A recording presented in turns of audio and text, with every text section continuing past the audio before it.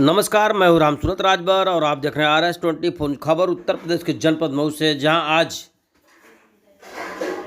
Joint commissioner GST पहुंचे जनपद मऊ। आपको बता दें कि आज जनपद Mau Shri Ram Saroj joint commissioner GST जनपद मऊ पहुंचे और बताएं व्यापारियों की क्या है लाभ, जीएसटी से क्या है लाभ। देखें उन्होंने क्या कहा।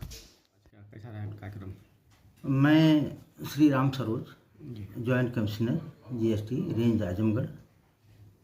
सर्वप्रथम मीडिया के बंधुओं सहित हमारे विद्वान अधिवक्तागण, हमारे अधिकारी कर्मचारीगण, हमारे सभी सामान्य व्यापारी भाई, सभी का मैं मऊ जनपद में स्वागत करता हूं, अभिनंदन करता हूं। आज जो हमारा आने का उद्देश्य है, माननीय मुख्यमंत्री जी की प्रेरणा से माननीय वित्त मंत्री श्रीमान प्रमुख सचिव महोदय, श्रीमान आयुक्त महोदय और हमारे समस्त विभाग के पर्यवेक्षणीय जो अधिकारीगण हैं, सभी की प्रेरणा से और सरकार की प्रतिबद्धता जो हमारे व्यापारियों के लिए, व्यापारियों के हित के लिए है, उसको लेकर के हम यहाँ उपस्थित हैं। आज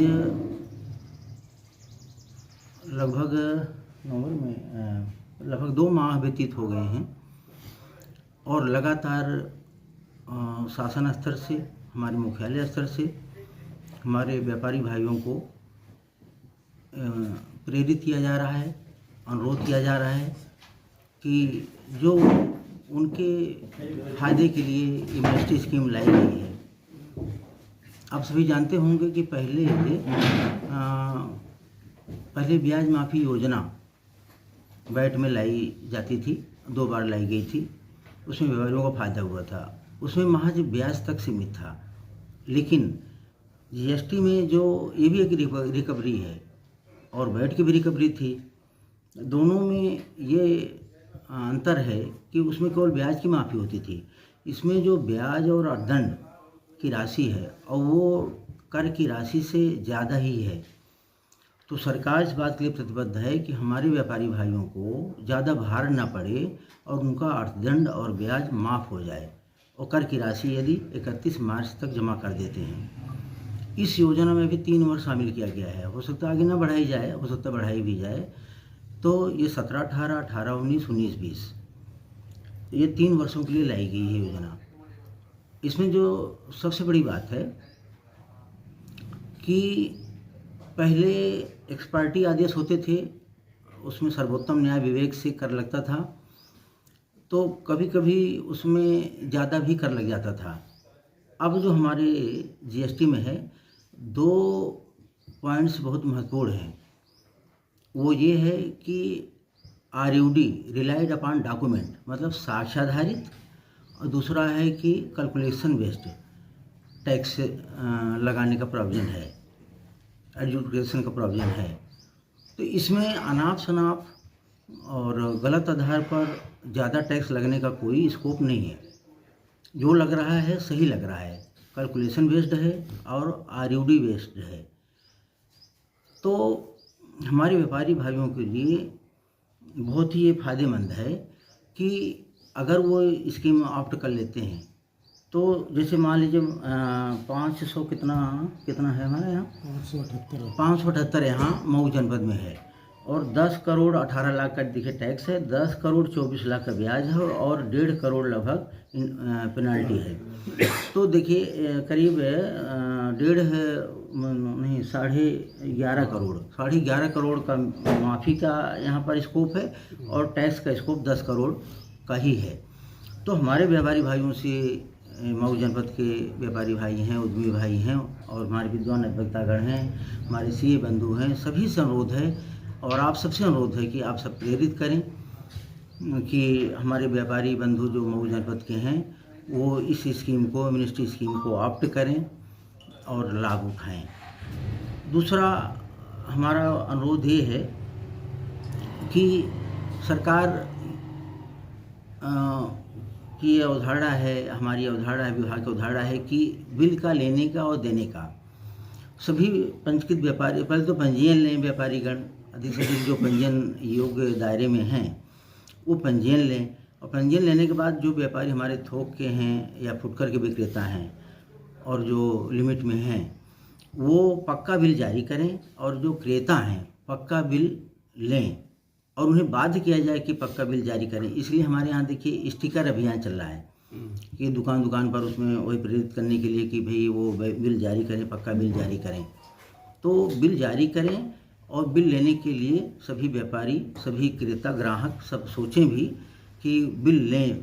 अभी तक क्या है कि केवल FMCG गुड्स या जो गारंटी के वस्तुएं हैं उसी में लेने की हमारी प्रतिबद्धता होती है, क्योंकि उसमें हमको गारंटी चाहिए होता है।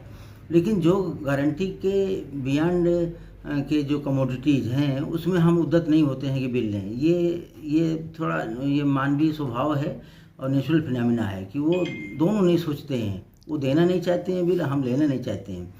तो ये सरकार की भावना है, सरकार प्रेरित कर रही है कि हमारे सभी ग्राहक भाई वो बिल ज़रूर लें और हमारे जो विक्रेता बंधु हैं वो बिल ज़रूर जारी करें।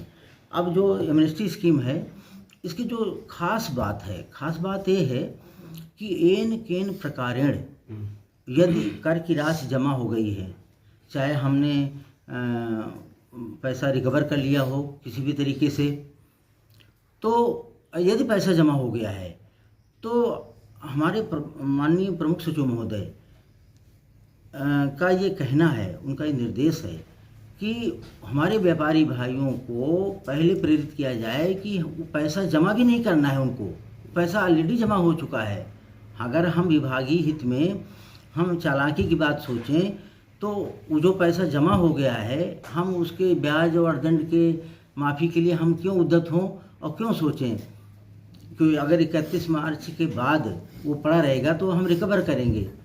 अब 10 करोड़ ये है तो 10 करोड़ 11.5 करोड़ वो राशि है, तो हम रिकवरी पे उसको ले जाएंगे तो हमारा पैसा आएगा, हम ये सोच सकते हैं। लेकिन नहीं, हमारे माननीय मुख्यमंत्री जी की प्रेरणा से प्रमुख सचिव महोदय इस बात के लिए प्रतिबद्ध हैं कि व्यापारी भाइयों को ये लाभ तत्काल सुलभ करा दिया जाए। इसके लिए हम अधिकारियों को निर्देशित किया गया है कि जा के घर घर उन्हें मोटिवेट करके, इवन मतलब ये कहने का आशय है कि ज़बरदस्ती ही उनसे साइन करा लिया जाए ताकि उनको ये लाभ मिल जाए अर्दंड और ब्याज की माफ़ी का, और वो लाभान्वित हो सकें। तो ये जो है ये सबसे बड़ी बात है कि सरकार को कोई पैसा भी नहीं मिलना है, कोई कर की राशि नहीं मिलनी है, ऑलरेडी जमा हो चुका है। लेकिन सरकार चिंतित है, सरकार उनके लिए प्रतिबद्ध है कि उनका हित सधे और वो लाभान्वित हो सकें। जो जहाँ रिकवरी की बात आती है देखा जाता है व्यापारी वो भयभीत हो जाते हैं, तो ऐसे में कैसे उन्हें मोटिवेट करेंगे आप? नहीं, भयभीत होने की कोई बात नहीं है। हमारे यहाँ 3 खंड हैं और 2 डिप्टी कमिश्नर हैं, 3 असिस्टेंट कमिश्नर हैं। 24 घंटे हमारा ये ऑफिस खुला हुआ है, सबके नंबर हैं, सबके नंबर फ्लोटेड हैं और नंबर अभी ले सकते हैं, नंबर हम बता भी सकते हैं। वो उनका सबका स्वागत है। कहीं भी किसी भी प्रकार की कोई समस्या हो, कहीं मिसलीड किया जा रहा हो, कहीं उनको गुमराह किया जा रहा हो, कहीं कोई हरेसिंग एटीट्यूड हो किसी का, तुरंत शिकायत करें। हम जॉइंट कमिश्नर के तौर पर यहीं आजमगढ़ में बैठे हुए हैं, हमारा नंबर है, हमको फ़ोन करें। कहीं कोई समस्या हो, उनकी समस्याओं के लिए, उनके शंकाओं के लिए, उनके समाधान के लिए हम प्रतिबद्ध हैं। कुल मिलाकर सर इससे लाभ होगा व्यापारियों को? हाँ, व्यापारियों को इसमें लाभ ही लाभ है। अच्छा हाँ, एक बात और है इसमें कि यदि ये कर की राशि जो है ये 31 मार्च तक जमा कर देते हैं तो ये SPL 2 जो स्वेच्छा से फार्म भरने का जो मैकेनिज्म है उसको वो 30 जून तक ऑप्ट कर सकते हैं। राशि अगर जमा हो जाती है हमारी 31 मार्च के अंदर 31 मार्च तक, तो वो SPL 2 दाखिल करने का जो टाइम है वो 30 जून है, तो वो तब भी लाभ उसका उठा सकते हैं। तो इसमें ज़रूर मेरा व्यापारी भाइयों से अनुरोध है, मेरा करबद्ध प्रार्थना है कि ज़रूर लाभ उठाएं इस स्कीम का, शायद दोबारा ना आए और जो शासन की प्रतिबद्धता है उनका हित साधने का, हमारे माननीय मुख्यमंत्री जी का, हमारे श्रीमान प्रमुख सचिव महोदय का, हमारे आयुक्त महोदय का, तो उसको ज़रूर इस आह्वान का आदर करें, स्वागत करें और इस स्कीम को लें। Okay sir, thank you. Okay, thank you.